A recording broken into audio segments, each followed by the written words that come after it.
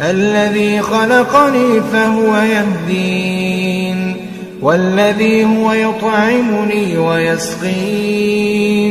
وإذا مرضت فهو يشفين والذي يميتني ثم يحيين والذي أطمع أن يغفر لي خطيئتي